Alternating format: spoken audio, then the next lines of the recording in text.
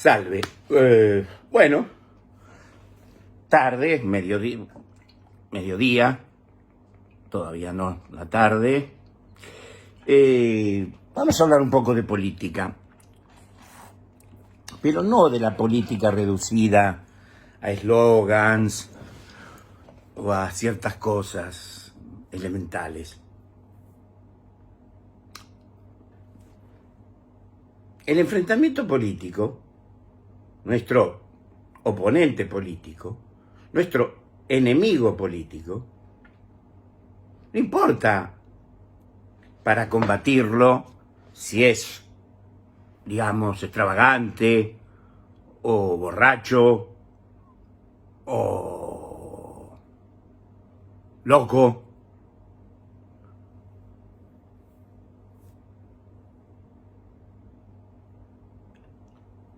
Porque entonces lo combatimos supuestamente por una superioridad moral que por nuestra parte detentamos.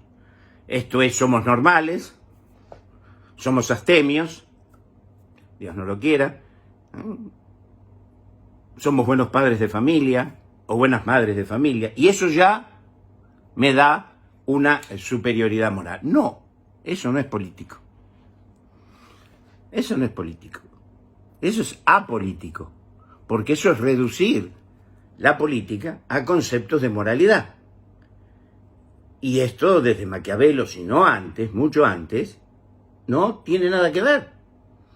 Desde luego que no estoy en mi caso como creyente, no estoy por la inmoralidad, y menos por la moralidad, pero esto como creyente, dentro de un marco religioso que en mi caso y en el de muchos es el catolicismo.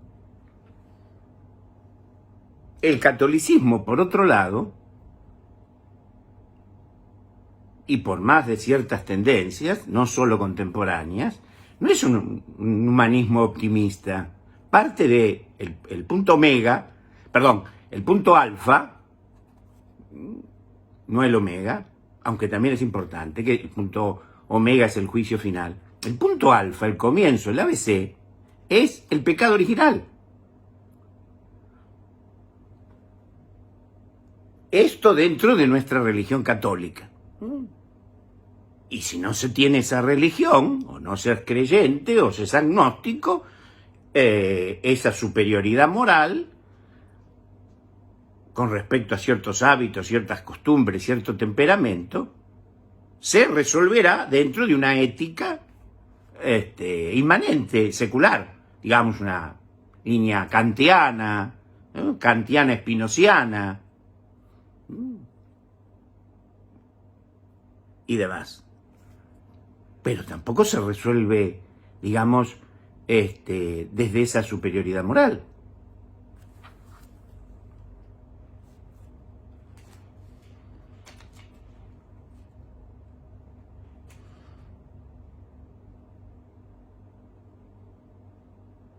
Si los términos opuestos como el bien y el mal, lo bello y lo feo, lo útil y lo dañoso, no son una y la misma cosa, ni pueden ser reducidos unos a otros, menos razón hay para confundir con los demás la contraposición más honda entre el amigo y el enemigo.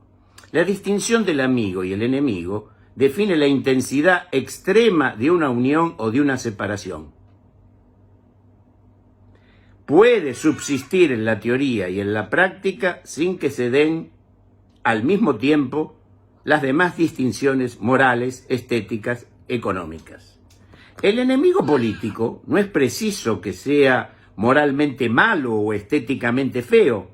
No es necesario que aparezca como concurrente económico y aún puede que fuera ventajoso y productivo hacer tratos con él. Y más adelante, el enemigo es hostis, no inimicus.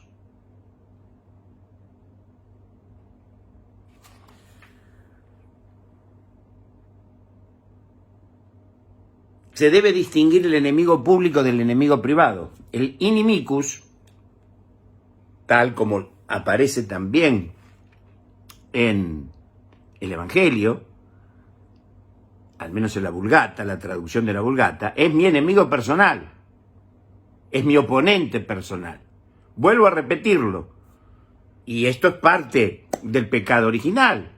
Si alguien hace una crítica negativa o ponzoñosa, como se ha hecho alguna vez de uno de mis libros o de una de mis conferencias, obviamente ese es mi inimicus, pero personal, particular. No lo voy a confundir con mi hostis. Ese enemigo histórico, genealógico, que se me da por ser lo que soy, pero ser lo que soy culturalmente, religiosamente, de cierta tradición, cierto idioma, cierto nomos, y no porque es bueno, malo, feo, hermoso, sobrio, borracho. No, eso es totalmente fuera de lo político. Eso es absolutamente confundir la política con eslogans. No hay, y esto es el error que comete mucha gente, y no solo en nuestro país, pero ocupémonos de pensar que está actuando políticamente, cuando en realidad está actuando moralmente, y la moral pertenece a otra esfera, se resuelve en otra esfera, la política no. Por otro lado, y para terminar al menos esta charla, otra cosa que tenemos que tener presente, que el pensador político, el filósofo político, no el politólogo como se dice ahora, el filósofo político, el teórico político, no necesariamente debe tener una, ¿cómo podemos decir?, una coherencia a nuestro gusto y piacere, y ser, digamos, incólume, y siempre haber, ¿cómo puedo decir?, particularmente optado por esta o por otra opción histórica, partidaria, partidista, y siempre coherente. Esto pasa así desde la Carta Séptima de Platón, que invito a leer, y que además, filológicamente, bajo todos los estudios, es seguramente la única y más totalmente auténtica que nos queda. Las otras pueden ser apócrifas, aunque hay otras o dos que se discuten. La Carta Séptima de Platón.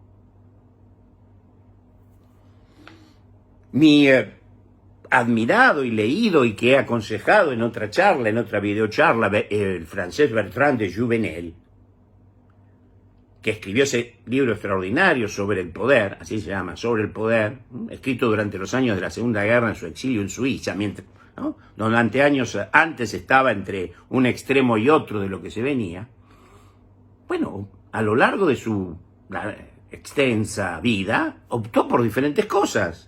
Al final de su vida, formó parte del grupo Mont Pelerin, uno de cuyos eminencias grises, seguro que es un nombre que conocerán, al menos ha sonado mucho, era Friedrich von Hayek, a quien hay que leer, por otro lado, no es que no me gusta, dijo esto, dijo aquello. Así que más que nunca, pero más que nunca en la Argentina y en el mundo, sobre todo en el mundo occidental, donde estas concepciones políticas desde la Carta Séptima y todo esto, y esto que he leído, que indudablemente se han dado cuenta de dónde es, que es la primera edición del concepto de lo político de Carl Schmitt. Así que el hostis, el que se me opone histórica, genealógicamente, no es mi inimicus particular, personal, mi antipatía que puedo tener con el vecino, con la vecina, que no quiso ir al cine conmigo.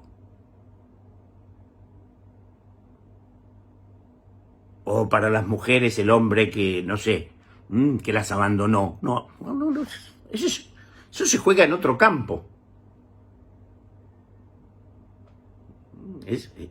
Y es el inimicus, pero eso es una cosa que se resuelve en un campo particular, subjetivo, para usar esa palabra, objetivo, subjetivo, que tanto baraunda germánica, que no es la única filosofía, lejos de ello, y si encima esos germanismos se traducen en galicismos, en París se vuelven todavía más opacos. Pensemos que estoy hablando de pensadores como Platón, como Maquiavelo, como Vilfredo Pareto, como Gaetano Mosca, hoy en día en Italia como Sergio Caracciolo, por ejemplo, o Marcello Veneziani.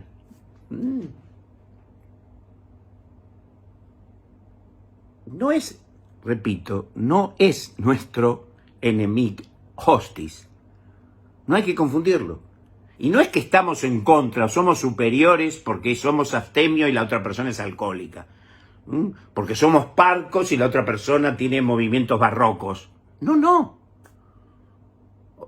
Incluso si es buen padre de familia o no, si es buen marido o no, si es buena esposa o no, eso nos es absolutamente indiferente.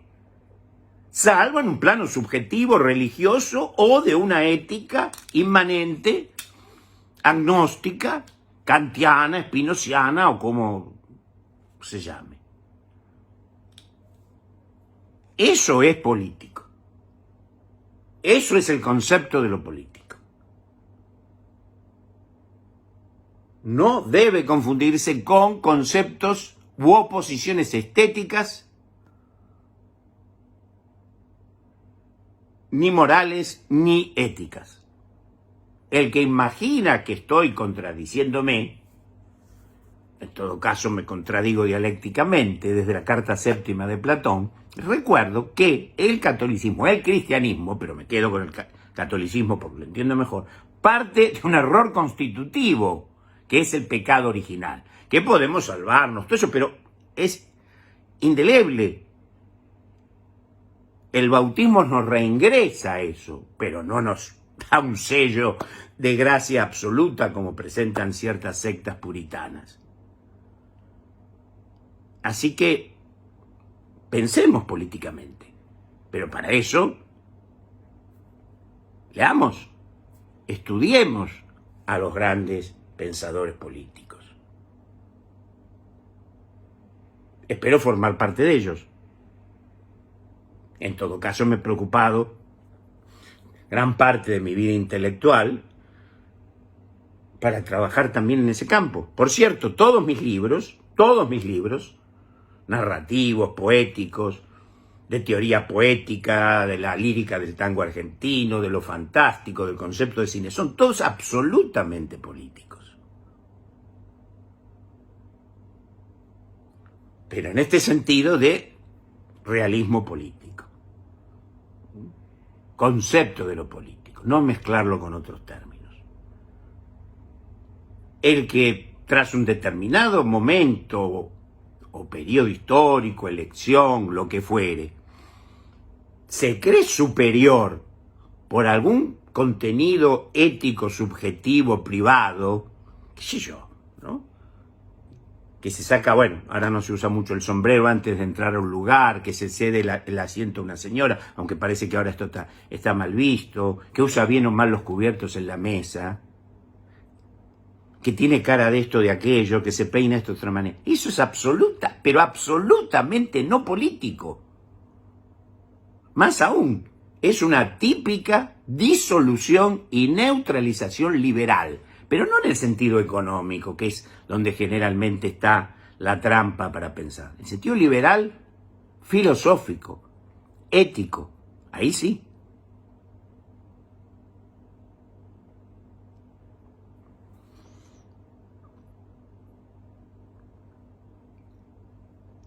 Luego esto se convierte, con los siglos, en una visión económica o economicista. Acá sí quiere participar. Por ejemplo, no me gusta este político, esta política porque no quiere a los gatos. O porque quiere a los gatos.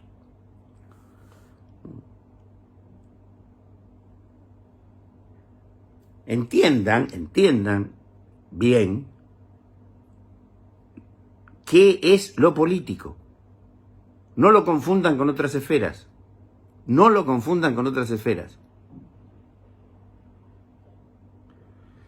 Y, de nuevo, otra cosa. Y el teórico político, el militante, el político.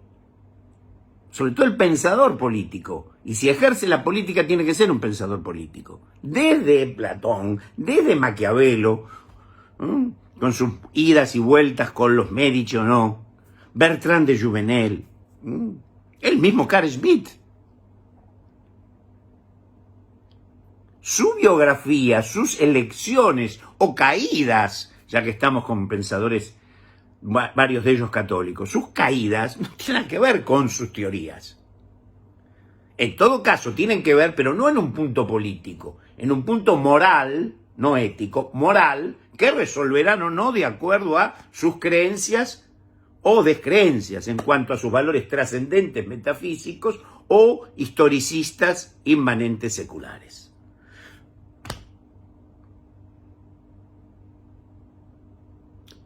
Salve.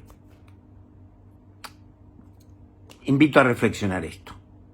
Más que nunca, por lo que está pasando y seguirá pasando en Occidente, del cual nuestro país forma parte indeclinable.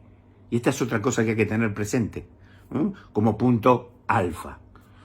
Tal vez para avisorar un punto omega. Salve.